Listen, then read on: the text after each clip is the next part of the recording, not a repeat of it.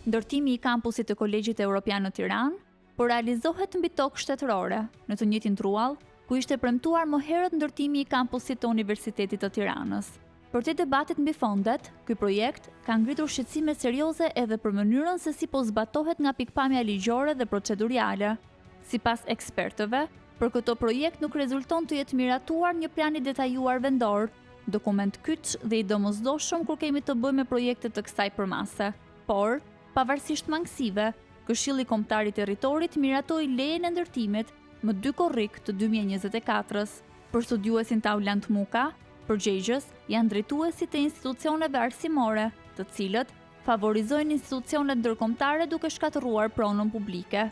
Gjithashtu, ai thekson se ndërtimi i Kolegjit Evropian është i mirëpritur, por vetëm kur respekton standardet dhe vlerat evropiane, me të cilat ai është ndërtuar. Ka probleme me parregullsinë me mënyrën se si po ndërtohet gjithë kampusi, pra infrastruktura. Nuk është miratuar plani detajuar i zonës që duhet bërë përveç se lejes ndërtimit. Nga ana tjetër, projekcionet e para ishin për një pronë publike për edukim publik.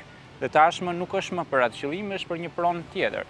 Pra, të gjitha këto kërkojnë situash përgjegjësi edhe një hetim të thellë. Ne në kryet institucioneve arsimore, në kryet Ministrisë së Arsimit, në kryet politikbërjes kemi vendosur njerëz që shkatrojnë pronën publike dhe nga ana tjetër favorizojnë institucione që patjetër janë të mirëpritura të vinë, por duke respektuar standardet me të cilat janë ato ndërtuar.